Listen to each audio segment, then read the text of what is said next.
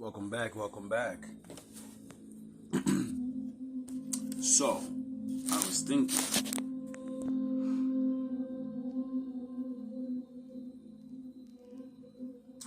was thinking. Of. Wow, sound the horns. I was thinking of a video, but not really a video. A video sparked my mind and made me start to think.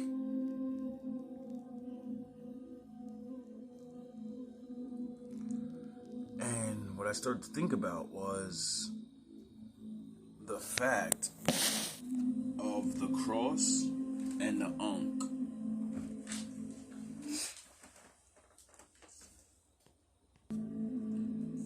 And I keep hearing, we're all told that the Ankh is the representation of the womb of a woman. At least that's what the knowledge that I got. Over and over and over and over. So that's why I go with that. That's what it means, because if I keep checking different people keep saying the same shit. And then I check different races and they say the same shit. So that, either everyone's lying or that's what they believe it means. Because it doesn't mean that's what it is. At least when it comes to my theory. Because the Lord doesn't make me think things for no reason. And I don't mean any disrespect to anyone. Now, when I think of what the cross represents or what we're told, it's never anything to do with the Ankh. Like how the Ankh, they say it's a vagina. So what's the opposite of that? We know what it is, a penis. So why don't they say the cross represents a penis? They don't say that. Get it? Right? Now, me being Master Windu and the Lord fucking making me have the reversal thinking, a long time ago I figured out that if you turn a cross upside down, it's a fucking sword. Then it looks like a dick. Right? Now, if the Ankh is the vagina and an upside down cross, which would be the bad Satanism, right? You see where I'm going? How all these fucking things, you do one thing to it, it means this now, and day. It's fucking semantics. Or maybe it is what it is. I'm thinking here. It's just theories. So, as I begin to yin and yang shit and say, somebody's got to be right. The cross represents a lot of different things, like the path of the Christ. Crossing, crossroads, the world between the living and the dead. Crossing it and being in the middle, the one that can speak to both sides. Get it? See, that's what the cross means. In the what I've heard on that side. Now, what got me thinking is because I said something in the video about Afro people, that we can shape our hair any way we want, right? If we don't shape our hair, right, and we just let it grow, it eventually gets to that afro, right? And then I had a vision of myself doing my intro.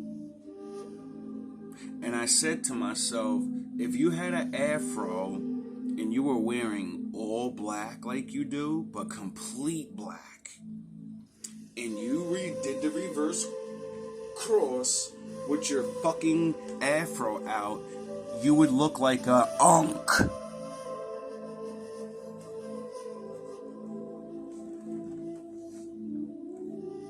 Isn't that shocking? Isn't that a coincidence?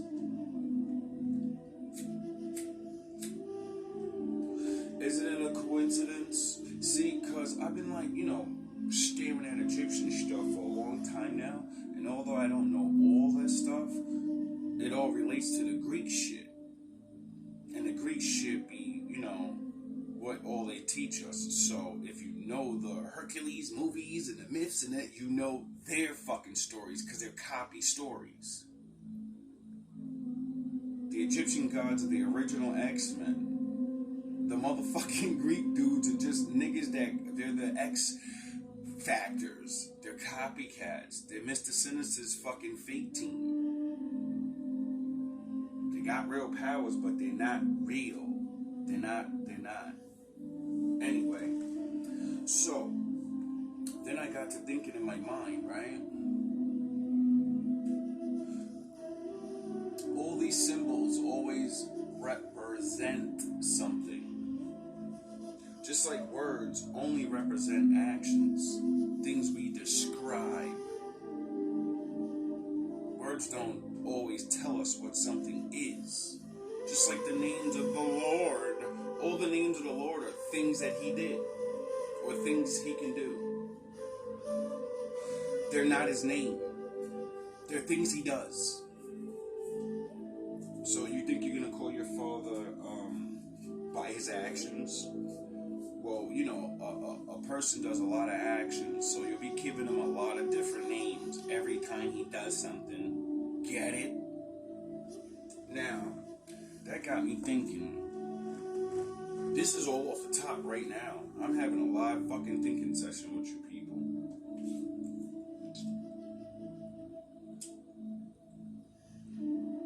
If an upside down cross would look like a penis more,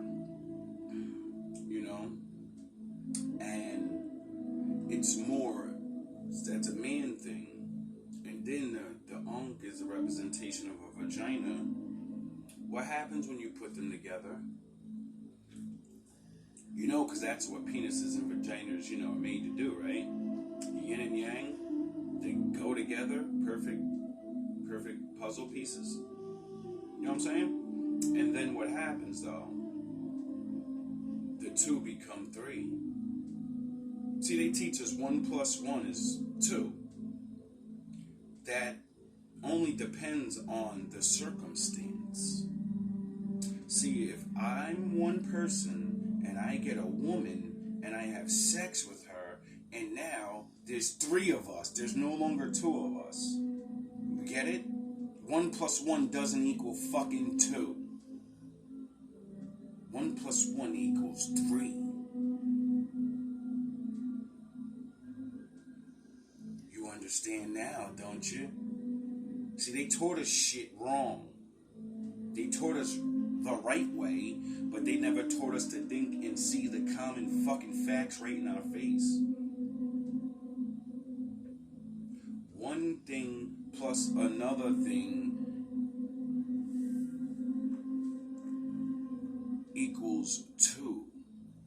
But those things are not living things.